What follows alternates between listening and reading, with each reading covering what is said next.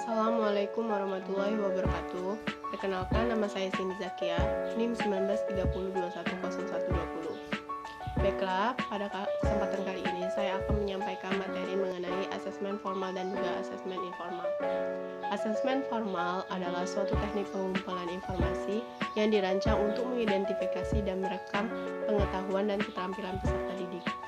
Asesmen proses formal merupakan kegiatan yang disusun dan dilakukan secara sistematis dengan tujuan membantu suatu simpulan tentang kemajuan peserta didik.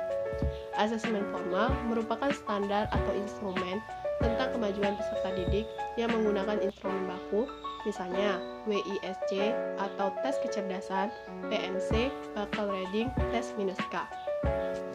Menurut Kusairi tahun 2013, strategi dari asesmen formal yang pertama ada tes, yang kedua grades atau meranking, yang ketiga ada standar test atau tes standar. Kelebihan dari asesmen formal menurut Kusairi tahun 2013 halaman 17, yang pertama, lebih fair bagi peserta didik. Yang kedua, memiliki scoring yang jelas. Yang ketiga, memotivasi peserta didik. Kekurangan dari asesmen formal yang pertama, menyebabkan stres jika mengalami kegagalan. Yang kedua, membutuhkan persiapan yang lebih panjang. Yang ketiga, memerlukan waktu untuk menganalisis hasilnya. Nah, adapun asesmen informal yaitu asesmen yang dilakukan secara spontan atau asesmen yang tidak direncanakan. Asesmen ini dibuat dan dikembangkan oleh guru berdasarkan aspek-aspek perkembangan atau kurikulum yang berkaitan dengan kemajuan dan kemampuan peserta didik. Tujuan dari asesmen informal yang pertama, evaluasi penempatan atau placement evaluasi. Yang kedua, evaluasi diagnostik atau perencanaan pengajaran. Yang ketiga, evaluasi formatif dan sumatif.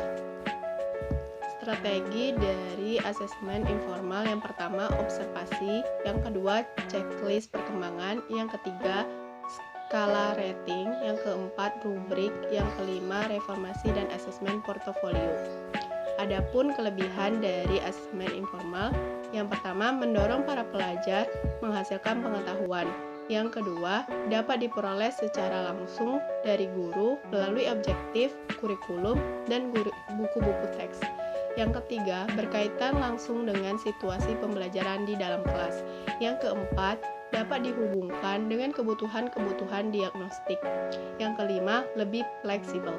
Adapun kekurangan dari asesmen informal ini, yang pertama, asesmen informal ini rawan terhadap stabilitas dan ketepatan.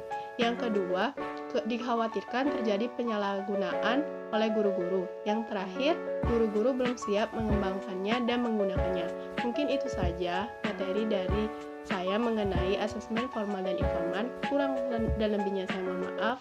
Saya akhiri. Wassalamualaikum warahmatullahi wabarakatuh.